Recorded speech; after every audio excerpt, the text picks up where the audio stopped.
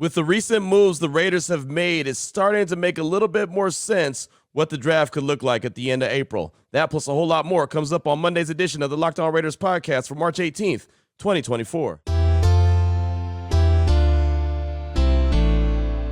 Just win. Just win. Just win. Just win. The autumn wind is a raider, pillaging just for fun. He'll knock you round and upside down and laugh when he's conquered and won. And won. And won. And won. And won. And welcome in, Raider Nation, to another edition of the Locked On Raiders podcast. Thank you so much for making the show your first listen of the day. Make sure you subscribe or follow for free on YouTube or wherever you get your podcasts to get the latest edition of the show as soon as it becomes available. As always, if you're checking us out on YouTube, appreciate you. Show's growing in a major way each and every day on YouTube, and that's because of you, Raider Nation, and because of my man, Ari. Ari does a fantastic job each and every day making sure we're on YouTube, looking good, sounding good, and we appreciate him. Check him out on Twitter at Ari Produces. You can hit me up as well at your boy Q254. And, of course, we got the Locked On Raider podcast voicemail line, 707-654-4693. A handful of moves that have happened in the NFL between Friday and the whole weekend. So we'll try to recap that, but we'll also get a lot of feedback in segment number 3. A lot of calls and texts based off of the moves that have happened. So we'll get your calls and texts coming up in segment number 3. Segment number 2 will react to some of the moves that the Raiders made themselves over the course of the weekend and how that could shape up their potential draft plans for the end of April 25th, when the draft happens in Detroit. So that'll come up in segment number 2. Here in segment number 1, news and notes of the day, where I can recap a lot of the moves and shakes that have gone on around the NFL. So we'll jump into it after I tell you about the title sponsor of the show, which is Gametime. Download the Gametime app, create an account, use promo code LOCKEDON for $20 off your first purchase. So off top, and we'll just go ahead and start off with the Raiders news. The Raiders re-signed a couple of their own. Defensive tackle Adam Butler re-signs on a 1-year deal. This was according to Jeremy Fowler from ESPN. This came through on Saturday while I was sitting at the barbershop. All of a sudden, boom, this news hit, and I thought that was fantastic. Adam Butler had 5 sacks for the Silver and Black last season at the defensive tackle position. Nice part of that healthy rotation that also had Bilal Nichols in there. And Bilal Nichols is on his way to Arizona now. He agreed to a free agent deal there. So no more Bilal Nichols, but having Adam Butler in that mix and being able to get 5 sacks, like he quietly got 5 sacks from the defensive tackle position, that was big. But they were not done there. Defensive tackle John Jenkins, they also came to an agreement with him on a 1-year deal, $3.25 million. It was funny, Amber Wilson, who I work with at ESPN, she's on Amber and Ian, that comes on actually right before my show.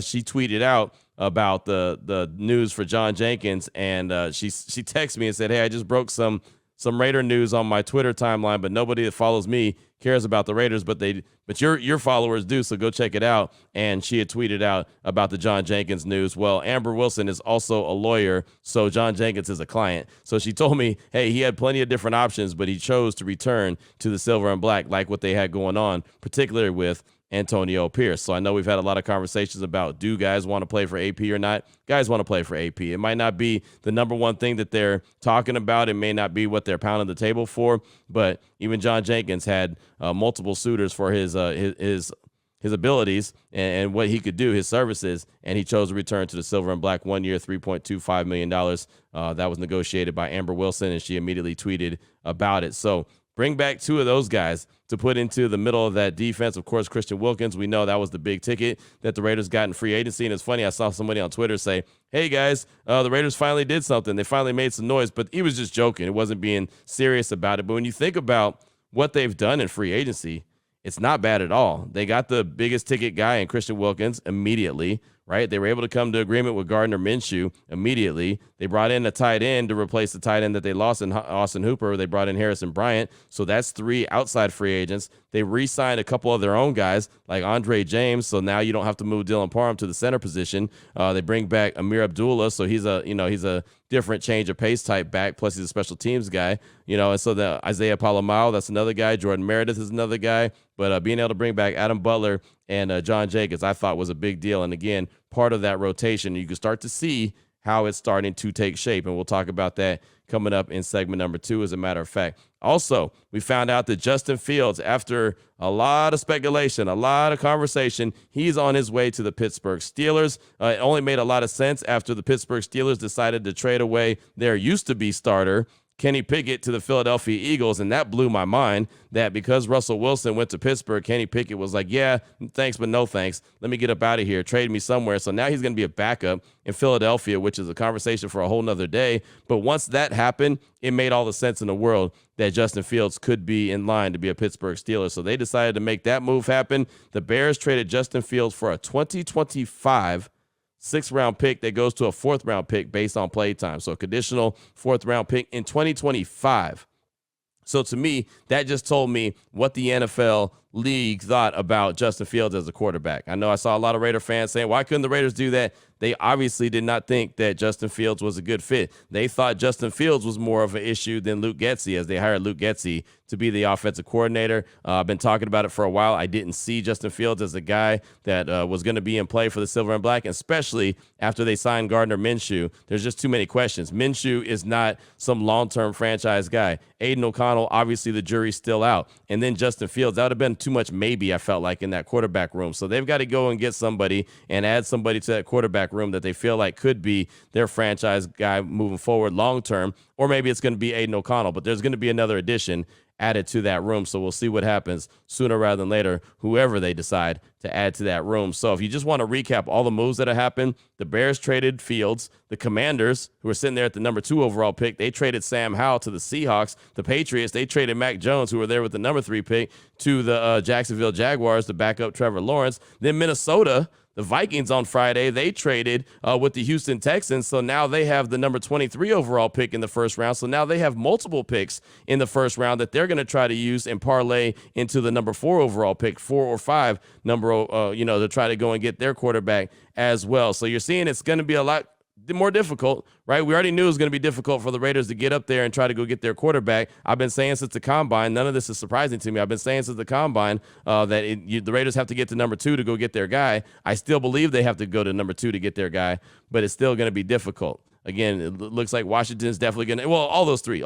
I mean, let's just call it what it is. All 3 of those teams at the top are probably going to get a quarterback, like 99.9% sure they're going to get a quarterback. And then even number 4, I'm sure the Cardinals will probably end up trading out with Minnesota, who's looking like they're ramping up and ready. But again, like Antonio Pierce told us at the combine, I'm a go-getter, and everybody has a price. So as much as it looks like there's no chance in hell that the Raiders are going to be able to move up to number 2, until it's set in stone, I'm not going to say that there is not a chance. It doesn't look great. Don't get me wrong. I'm not trying to gas you up and try to make you think that there's, some kind of hope that might not be there. But until it's set in stone, until you know for a fact that it can't happen, there's still a slight chance because, as AP said, everyone has a price. So what are the moves that the Raiders have made? What does it look like as far as their team goes if they don't get a quarterback in round 1? We'll talk about that coming up in segment number 2 of today's Locked On Raiders podcast.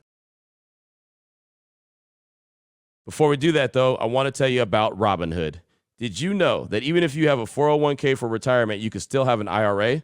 Robinhood has the only IRA that gives you a 3% boost on every dollar you contribute when you subscribe to Robinhood Gold. But get this, now through April 30th, Robinhood is even boosting every single dollar you transfer in from other retirement accounts with a 3% match. That's right, no cap on the 3% match. Robinhood Gold gets you the most for your retirement thanks to their IRA with a 3% match. This offer is good through April 30th. Get started at Robinhood.com/boost. Subscription fees apply. And now for some legal info. Claim as a Q1 2024 validated by Radius Global Market Research. Investing involves risk, including loss. Limitations apply to IRAs and 401ks. 3% match requires Robinhood Gold for 1 year from the date of the first 3% match. Must keep Robinhood IRA for 5 years. The 3% matching on transfers is subject to specific terms and conditions. Robinhood IRA available to U.S. customers in good standing. Robinhood Financial LLC, member SIPC, is a registered broker-dealer. All right, Raider Nation, here we go. Segment number 2 of today's Locked On Raiders podcast. Want to talk about the draft, what it looks like, what it's shaping up like if the Raiders aren't able to go get their quarterback, if they're not able to trade up and go get their quarterback. Because as I mentioned in segment number 1, it's going to be very difficult with everything going on. So by the way that the Raiders have made their moves, something that Antonio Pierce has talked about, he wants to build the trenches, something Tom Telesco has routinely done throughout the course of his career as a GM, has built up the trenches. The Raiders are building up the trenches, and really particularly on the defensive side of things. So right now, if the season were to start today, which obviously it doesn't, but if it did, I would say the starting defensive line would be the right defensive end would be Malcolm Kuntz, the nose tackle would be John Jenkins, the 3-tech, the defensive tackle would obviously be Christian Wilkins, and then Max Crosby is the left defensive end. Tyree Wilson would be part of a rotation. Adam Butler would be part of a rotation, and others, right? And if you look at the starting defense in general, and 5% of the time teams are in nickel these days, so I'm looking at Malcolm Kuntz, John Jenkins, Christian Wilkins, Max Crosby, all up front. Linebacker Spillane, Diablo. Boom, no problem. Corners, Jack Jones, Jacorian Bennett, second-year guy out of Maryland, is going to have to step up, and then Nate Hobbs. Now, obviously, that could change if the Raiders go and make some moves for some other players, in free agency or even in the draft. Obviously, that could change. But, again, if they're playing the game today, which they're not, this is how I'm looking at it. And then, of course, on the back end, Trayvon Merrick and Marcus Epps. That's how I'm looking at it right now. So, again, just take the quarterback conversation out of the equation, because I know a lot of folks do. I had one guy hit me up on Sunday, send me a tweet. All right, Jaden Daniels' conversation is over, so move on to something else. I'm like, well, man, let me go ahead and do what I do, man. Let me do what I do. It's going to be okay, right? So you can have any conversation you want, but let me go ahead and handle my business. So, again, just looking at other positions and knowing what the Raiders have done, especially over the weekend with the re-signing of Butler and Jenkins, I thought that was huge. That was big-time impact right there for the Raiders to be able to make that happen. Those guys were big-time players in a rotational form in 2023. So getting those guys back, plus the big-ticket item, which is Christian Wilkins from Miami, just kind of lets you know exactly where they're at. So as much as I'm a big fan of Byron Murphy, the defensive tackle out of Texas, if it comes down to it, and at number 13, if Murphy's on the board, if Terrion Arnold is on the board, if a Quinyon Mitchell is on the board, if the biggest or highest rated offensive tackle is on the board, I'm really kind of taking Byron Murphy off right now. As much as I would like to get greedy and say, man, go get Byron Murphy, that's going to be a tandem for a long time to come. Just based off of what the Raiders need, I would think that they've really kind of dwindled it down, I think, to cornerback and offensive line. And honestly, as much as I say DBs win games, and I'm always talking about the biggest and baddest DB, and this guy's going to help change the game, and the Raiders need to do with some edge, and I still believe all that, I probably would go to the trenches. Only because, again, we've talked about that offensive line so much here on the show. I've talked about the offensive line so much on the radio. That right side has to be fixed. And I know Thayer Munford is returning. I know Dalton Wagner is coming back. But you just don't know who those guys are going to be, if they're going to be, rotational pieces, or if they're going to be, pieces that the Raiders feel like that they could be starters. So you don't know that right now. But just kind of given the nature of the beast, I really feel like that they're giving an indication, if it's not a quarterback in round 1, if they can't go and make that move, that jump from 13 to 2, where I do believe that they need to be to go get their quarterback of the future, then it's got to be O-line or corner. And honestly, I would lean O-line. Now, I'm not going to be mad. Don't get me wrong. Don't get it twisted. If they were to go get a cornerback, like I said, a Quinyon Mitchell, a Terrion Arnold, I think those are difference makers, right? They're game changers, and that would be great. But I think with just you looking at Tom Telesco and what he's done throughout the course of his career, he wants those trenches built. They've already done it on the defensive side of things. So it only makes sense that they do it on the offensive side of things. So I'm looking at a guy like Fuaga from Oregon State, Fontenot from Washington, Latham from Alabama, and I get it. I realize that all those guys aren't particularly right tackles. Fuaga would be great at the right tackle spot. Latham, he would probably be out of Alabama. He'd probably be my third option, just because he had a bunch of penalties in his career at Alabama, so I'm not a big fan of that. Plus, he gets injured quite a bit, so he'll probably be the last guy around that 13 range that I look at that I would think would be okay at that right tackle. But Fuaga and Fontenot, Oregon State and Washington, respectfully, I think those two would probably be the favorites. And then again, like I said, Terrion Arnold, Quinyon Mitchell, Arnold from Alabama, Mitchell from Toledo, those are the cornerbacks. I think those are cornerback 1 and 2, and I don't care what order you put them in. You could put Quinyon Mitchell as cornerback 1, and I'm fine with that. You could put Terrion Arnold as cornerback 1. I'm fine with that as well. I think they're basically 1 and 1A right there. So stinking good, and so they could be difference makers. But That's just if the Raiders can't go and get their quarterback. And so then what do you do with the quarterback? Do you hope that the quarterback falls into round 2, or do you trade up in the back end of round 1? Well, that's something that they got to figure out. To me, my gut feeling says that they would have to trade back into the back end of round 1 to land a Penix or maybe a Nix if he's still on the board, or a Rattler. That's kind of who I'm looking at right now. If the Raiders aren't able to get one of the top 3, basically Jaden Daniels, if they're not able to get him, I'm really looking at Penix, Nix, and Rattler, probably in those that order right there as far as the next wave. And that's only if they're there. That's not guaranteeing that they're even going to be there at the back end of round number 1. But if they are, that's the direction that I'm looking at if I'm the silver and black. But I think that there's really a big emphasis right now on the trenches. I think that Tom Telesco, Antonio Pierce, and anyone else who will listen or who's there is telling everyone who will listen that, hey, we're going to address that in a major way. So, yeah, if there's no quarterback and they do stay there at 13, my attention would be 100% on corners and offensive line. And the good thing about it, whatever they do get, if they get an offensive tackle, guess what? The draft is deep in cornerbacks. If they go cornerback, guess what? The draft is deep in offensive tackles. So that's the beautiful thing about it. The draft is really deep in wide receivers, cornerbacks, and offensive tackles. Not guards, but tackles. So if you can address that, then you could be good to go. And if you address one, you can wait a little bit longer and get another one and still get a very high quality cornerback. Like if you don't go and address that cornerback position, you could still get one a little bit later on in the draft because it is that deep. So that makes me feel a little bit better. And it feels like that the team is really taking shape and taking form to who their head coach is. Right. I mean, you see the heavy emphasis on defensive side of things, and that's great. I love it. It's been such a long time since the Raiders have had an outstanding defense. They just need to figure out what they're going to do with the quarterback position. I promise you, the whole time I was at the combine, anybody who knew me, that was, like a national guy or whatever, would walk by me and, man, I like what those Raiders are doing, but what are they going to do with the quarterback? I like what the Raiders are doing, Q. What are they going to do with the quarterback? Like that was always the butt. Like you could say that, oh, I hear a butt coming on. When you hear someone give a compliment about something like, oh, man, hey, you do this really well. And you're like, oh, here comes a butt. That's what would always be the whole time at the combine. Didn't matter what it was. Like AP, love the energy he's bringing to the table, love the way that the guys played for him. But what's going to happen with your quarterback position? And that's not ruling Aiden O'Connell out. It's just part of the competition. So Minshew's there, O'Connell's there, others going to be there sooner rather than later. But again, if there's no quarterback in round 1, for my money, it's offensive line and it's cornerback is going to be where the attention is based off what the Raiders have done, especially over the weekend, re-signing Adam Butler and re-signing John Jenkins. They already have Christian Wilkins in the mix. They've got a nice, healthy rotation right there along that defensive line, and they could still add another. Oh, and by the way, Tyree Wilson is there too, which that's almost like the Joker, right? That's like a Joker card. Like you can almost put him anywhere, right? I mean, there's certain cards that you have in Uno that when you just need a card, you just throw it. And I don't really know what it is, so forgive me on that. But there's certain cards you can do. He's almost that. He could be that edge rusher, part of a rotation, right? Probably the third guy in because Kuntz has made himself such a name. And then you can slide him inside if you need be, let him line up against a guard, or you can kick him outside. You can put that NASCAR package together. Tyree Wilson could end up being the ultimate Joker when it's all said and done.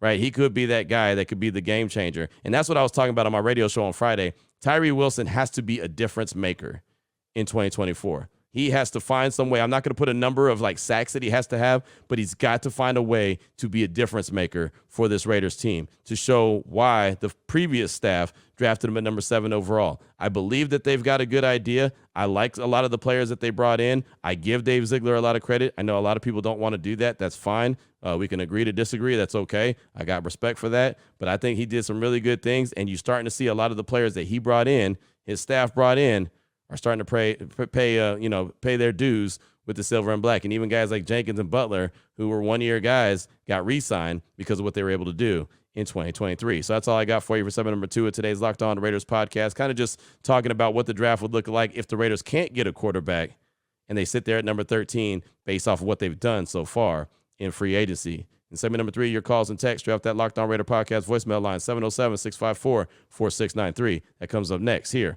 on the Locked On Raiders podcast.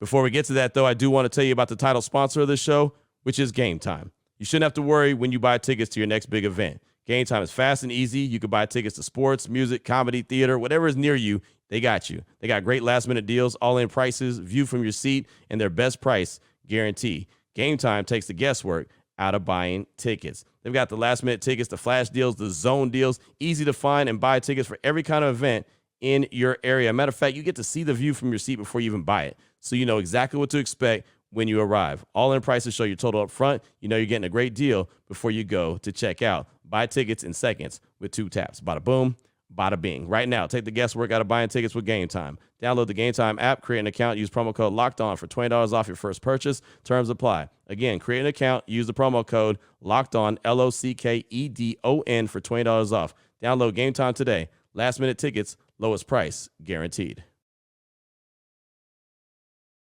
Here we go, Raider Nation. Segment number 3 of today's Locked On Raiders podcast. Your calls and texts draft that Locked On Raider podcast voicemail line, 707-654-4693. Let's start things off with Raider Tez out of the Valley Joe, Vallejo, California. He's calling a little disappointed by Fields to the Steelers and all the other movement that's gone around the league that we talked about in segment number 1. Here's Raider Tez in the Valley Joe. What up, Q? A little disappointed today. This is Raider Tez calling out of Vallejo. So the Steelers get Justin Fields. The Raiders have made no movement, and number 1, 2, and 3 all want a quarterback. So I guess we can start talking about Jaden Daniels at this point because it's not going to happen. And I guess the kid from Washington maybe is a possibility. And maybe that's what we need to do. Maybe we don't need to sell the house to go get a quarterback that might not pan out and use all those draft picks for more talent. I wasn't too upset with AOC, but just hearing this news, seeing the Sam Howell trade, it's just the writing was on the wall, man. Jaden Daniels is not coming to the Raiders unless something crazy happens, but I just don't see what. The Bears are definitely getting a quarterback, number 1 pick. I just want to know what your thoughts is on this and where are we headed next, man? All right, man. Thank you, Q. Appreciate you. Appreciate all your content. The Raiders have had me excited listening all off season. I hope they do something to keep the interest up because right now I'm a little frustrated with the Raiders. All right, man. Peace. Raiders. Thank you for the call, my man. Appreciate you. And I mean, yeah, it doesn't look good as far as being able to go get their guy, right? Getting up to number 2 and getting their guy. But I think they'll try. I don't think that there's going to be any lack of effort at all. I said it back at the Combine. You need to get to number 2. I said I did a whole show based off you got to get to number 2 based off the knowledge and the information that I was given. So I think that that's still the case. I don't think anything's changed. They might be able to get a quarterback that they look and they feel confident about. I mentioned in segment 2, Penix, Nix, Rattler. Any of those guys might be guys that they're looking at. So we'll see, right? We'll see what they do. But, again, just based off of everything that's going on, like you mentioned, even Minnesota going and getting that extra first-round pick from the Houston Texans is going to make things more difficult, clearly, for the Raiders to go up and get their guy. But thanks so much for that call. I appreciate you. Up next, got a text from Tadreese in New Jersey. He says, hey, Q, it's Tadreese from New Jersey. Quick text.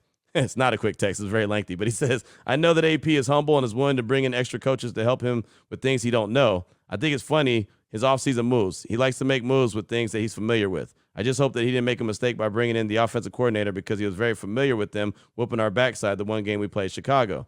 They had trouble scoring over 20 as well. Then he brought in a backup quarterback who essentially eliminated us from the playoff contention. Do you see the thread there? I know he didn't have anything to do with the hiring of the GM, but he's also familiar with kicking that team's behind and at least sees the talent on what was on that team. I don't have a problem with any of these moves. I just hope that AP is also willing to step outside the box of what he's familiar with. Wanted to share my thoughts and thought it was pretty funny. Have a great day, Q. It's Tadreese in New Jersey, and I hadn't thought about it like that. You bring up a good point. He is very familiar with the guys that he brought in, but he also just respects the guy. Like, when I asked him about, bringing in the offensive coordinator, and he said, yeah, I mean, did you see the game? You saw what he was able to do, the kind of game plan that he has. And, he sat down with Gentry and and had those conversations and said, this is the way I want this offense to look. This is my vision. And so if they got on the same page, I'm comfortable with it. As long as they're on the same page, and that goes with Telesco too, as long as they're on the same page with what AP wants to do, I think it makes sense. Gardner Minshew, after talking to him, he's a hard guy not to root for, right? He's just kind of one of those cool dudes, and he's a guy that's willing to help others learn. And I think that's huge, right? Based off whoever they get as a rookie is going to need some help. And I think that he's going to be able to help Aiden O'Connell as well. It really seems like that culture is being changed for the good, and they're bringing in guys that, feel like they fit with what they're supposed to do. Ultimately, you've got to win, but it just feels like these guys are really guys that fit with what the head coach is looking for and the image and the style that he's looking for. So thanks so much for that text. I do appreciate you. Got a call from Eric the Rockin' Raider in Phoenix. He's calling to talk about Gardner Minshew and has a feeling about this young man, and he explains why. Here he is, Eric the Rockin' Raider in Phoenix. Hey, Q. This is Eric the Rockin' Raider in Phoenix, Arizona. Been listening to your podcast on Spotify. My first and very first listen each and every day. Q, you are the voice of Raider Nation, so appreciate your free agency coverage. And I want to talk about one guy named Gardner Minshew. It almost sounds like you're just kind of, whatever with him. As a lot of Raider Nation is, and honestly, I was there too when I first heard about the signing. But I did a deep dive and watched the highlights of Gardner Minshew from last year with the Colts, even went a little further and deep dove into some of his other highlights. And this guy is a baller. He's a dude. Okay, Q, when I first started watching the Raiders in the mid-'70s, we had a quarterback named Kenny Stabler, the Snake. I see shades of the Snake in Gardner Minshew. He's got that scrappy, win-at-all-costs kind of vibe that the Snake had. And Q, I don't think I want him to be our quarterback this year. Don't hear me wrong. I would love if we could go up and get our guy in the draft. I would also love if Aiden Connell turned out to be the guy we want him to be. But Q, I have a feeling that we're going to see some, if not a lot, of Gardner Minshew this year playing for the Raiders. Even if we get our guy in the draft and he's sitting a year to learn. So Q, do me a favor, do Raider Nation a favor. Do a deep dive for us on one Gardner Minshew. I think this guy could actually maybe be a lot more than we thought. He is definitely a Raider. I heard AP say he wants Raiders. This guy is a Raider, true and true. Please do a deep dive, Q. Appreciate everything you do. Love the show. Eric, Phoenix, Arizona. I'm a Rockin' Raider. Out. Thank you for the call, my man. And you're not wrong. He's a guy that can hold it down if need be. I don't think he's some long-term solution. I'm not going to say that. But he was forced into action last season and had to play a lot. 13 starts he got for the Colts, and he did really well. Got him right there on the doorstep of the playoffs and really should have been there. He's a vet. He knows what he's doing, how to handle himself. Reasonably priced as far as I'm concerned. 2 years, $15 million guaranteed. That's nothing as far as I'm concerned. And I did do a deep dive on him on Raider Nation Radio about him the other day. I could bring it to the table.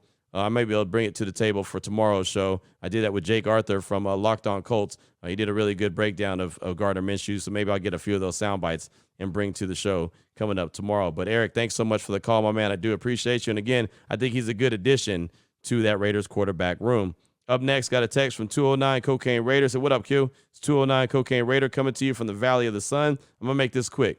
Besides the notable quarterbacks you talked about mentioned, is there a guy that no one has really brought up that can maybe change a franchise? My first thought were either Michael Pratt from Tulane or Sam Hartman from Notre Dame, Wake Forest. Your thoughts? That's 209 Cocaine Raider. And honestly, I think that you just got to get dudes that can end up being a part of the big picture, right? And I know that kind of sounds vague, but like you got to get an offensive lineman, and you got to get two. You got to make sure that guard position and that tackle position at the right side, you can get some guys that can work really well together, whether that's, Thayer Munford, Dalton Wagner, and, draft picks, combining, whatever. You got to get a corner that can step up and play a big role, whether that's Jacorian Bennett stepping up in year 2 or, you go and get a guy in the draft as well that you feel good about. Like there's a certain style. I think the way I'm trying to put this, there's a certain style, there's a certain type of player that AP is looking for. And you could see it. You could see that they've got that grit. They've got that, that edge, or what I call a little something in their neck. They've got, they've gone through adversity, right? Like he told me at the combine that he wants everybody on the roster to have a little AP in them. So what he went through as an undrafted free agent, as a guy who barely got onto the field, it took an injury for him to get onto the field, right? A guy that was under-recruited. I mean, there were so many different things that went on with his life as far as adversity. He wants guys that have dealt with some things too, to be able to handle it. And so I just feel like there's a certain culture There's a certain style of player that is being brought into the mix. So I don't have a guy in particular that I could think could be just like an X factor game changer, but I just think that you're going to see the guys that they bring back all have that certain style and mentality that fits in with exactly what Antonio Pierce wants to do. So thanks so much for that text. I do appreciate you. We'll close things out with a call from Raider Cisco. He's calling to talk about what he feels the Raiders are going to do now that he's seen all the other moves that happen around the league, and he gives his thoughts on them. Here he is, Raider Cisco. What's up, Q, Raider Nation? It's Raider Cisco. Just want to give my thoughts on all these moves, man. And just to start right off, I don't think the Raiders are going to be able to trade for JJ. I don't think we're going to be able to get up there as much as I would love JJ. I just don't see it happening. Jaden Daniels, my mistake. But with Washington trading Sam Howell away, and then with Mack being traded from the Patriots, it almost looks like they're going to stay put and they're going to draft their guys. I don't see them trading. The Vikings got an extra first-round pick in this year's draft to probably package something. I know the Giants are very interested in the quarterback. I saw this report that 4 out of the 6 first rounds could be quarterbacks, which makes it very difficult for the Raiders. But in the long run, it might be able to help us because now there's going to be some great positional players that fall to us at 13 that wouldn't normally be there because of so many quarterbacks going early. So we'd be able to get a top lineman, a top corner, a top position of need. I feel like we'll be there at 13 without us having to move, which would be great for the Raiders. We're building a great team right now. And if that all works out, maybe we could land Penix in the second round, and that would be, I think, the best case scenario for the Raiders. Staying put at 1, getting like the top corner, getting like a top tackle, and then getting Penix at the second round or moving back up at the back round of the first and draft him and not having to give away that capital. At this point, I feel like that might be our best move. Let me know what you think, man. Just win, baby. Can't wait for the draft. Thanks so much, my man. I appreciate you. And, yeah, there's a lot of different scenarios in place. The Raiders could stay there at number 13. They could still trade up to number 2. It doesn't look likely only because it makes sense that Washington would want to get their quarterback. But they also might say, you know what, we're more than a quarterback away. New England could do the same thing at 3. They could say that, you know what, we're not going to get a quarterback right now because we need to go ahead and stack up a lot of talent. I'm not saying it's going to happen, but I'm not going to just write it off either until it's actually set in stone, until we know for a matter of fact. We've seen a lot of things happen in this league that we just didn't expect, right? A lot of things happen in this league. So I'm not going to write anything off as of just yet. But, the scenario that you rolled out is a very big possibility and something that I kind of rolled out in segment number 2. They could stay there at 13. They could boil it down to an offensive tackle or a cornerback. They could, continue to build the defense. I think that a defensive tackle at 13 is kind of out of the question now based off what they've already done, especially with Butler and Jenkins returning, already having Wilkins in the mix. But then again, maybe they're trying to make it a super strength, right? I mean, you just kind of really don't know until you do know. But that's my best gut feeling. Like I mentioned in segment number 2, offensive tackle and cornerback would be where I think that they're going at 13 if they stay there based off what they've done. But again, it's March 18th. There's a lot of time between now and then to be able to figure out what the Raiders are going to do on April 25th, the first round of the NFL draft. Thanks so much, Raider Cisco, for that call. I do appreciate you. And that's all I got time for on today's show. Coming up tomorrow, we'll have more news and notes, see what else is shaking around the NFL. We'll bring some of the Gardner Minshew sound to the show from Jake Arthur, Locked On Colts. I'll bring that to the show so you can get a little bit of more deeper dive into who Gardner Minshew is. And, of course, we'll get back to calls and text, 707-654-4693. So until then, Raider Nation, take care of yourself, take care of your family, love on your family. Most importantly, as always, just win, baby.